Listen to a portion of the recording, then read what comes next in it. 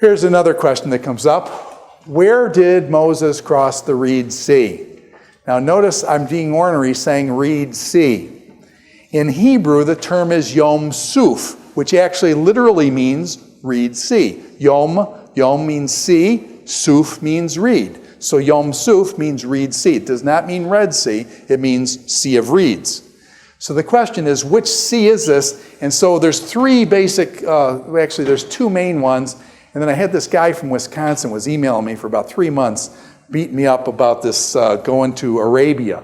And I'll show you where he thinks that crossing the Reed Sea was way over by Arabia. And he felt that very strongly. I think he's wrong, but anyways. So let's work with these guys here. But before we do that, let me hit on this one. They're going to cross the Red Sea, or the Reed Sea, and check this statements out here from the scripture, chapter 14, verse 14. And it says this, Moses answered the people, "Do not be afraid. Stand firm, and you will see the deliverance of the Lord will bring you today. The Egyptians you see today, you will never see again. The Lord will fight for you. You need only be still." The Lord will fight for you. Does God get involved in war? Then what does Exodus chapter 15 verse 3 say? Exodus chapter 15 verse 3 says this, "The Lord is a warrior." They're singing after they cross the sea, and they sing in praise of God. And one of the things they praise God is that the Lord is a warrior. Yahweh is his name. Pharaoh's chariots and his army he has hurled into the sea. The Lord is a warrior. And all I'm saying is, in your generation and others, it's what? Peace, love, peace, love, peace, love. Question, is God a warrior? Oh, yeah, actually, you're right.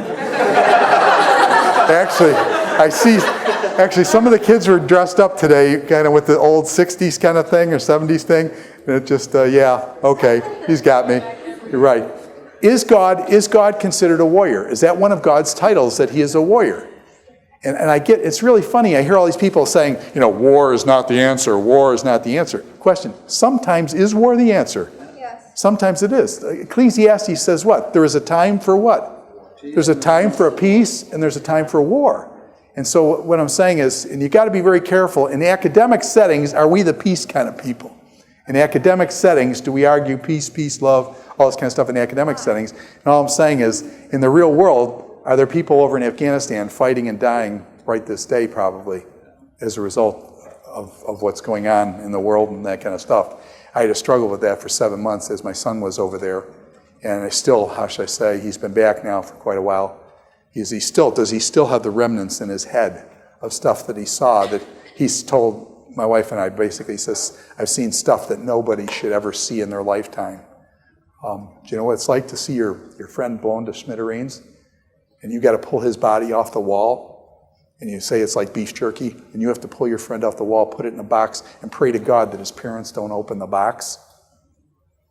Yeah, there's a lot of stuff goes down and stuff. So I'm saying, yeah, is war really, really, really, really, really ugly and bad? Yes, it is, okay? And so, but however, God portrays himself as a warrior. By the way, is that just God? Or does Jesus also portray himself as a warrior?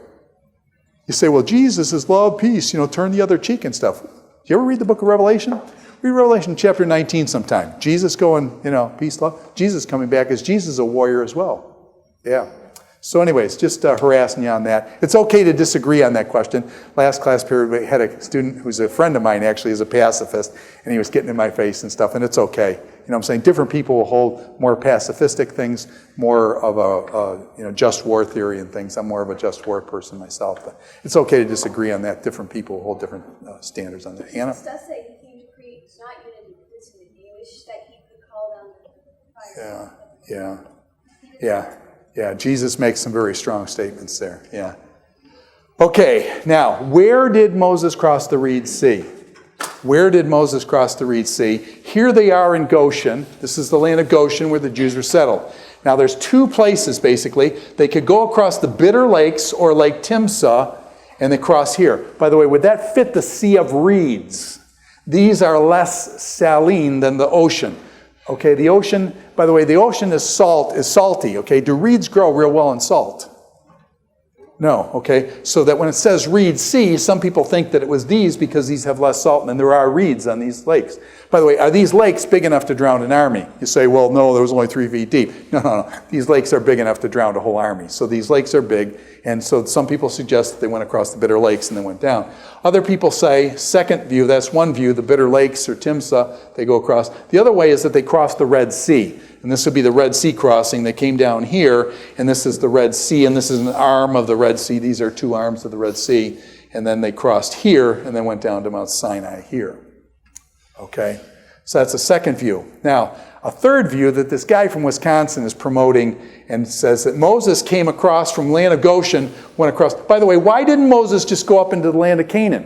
Why didn't he just go up? It would be a lot shorter to go that way. Because the original purpose for this is to go into the desert and worship God. Okay, yeah, God's taken him in the desert. Is this going to be God's honeymoon with Israel in the desert, where he's alone with them in the desert? The other thing that he says explicitly in chapter 13 is he was afraid because who was up here? The Philistines were there, and he said, if I take them straight up there, they're going to run into the Philistines. What are they going to do? They're going to turn around and run back and say, I don't want to fight with the Philistines, because the Philistines were nasty fellows. And so he says, I'm not going to take you directly into war with the Philistines because you won't be able to handle it. So he takes them out into the desert.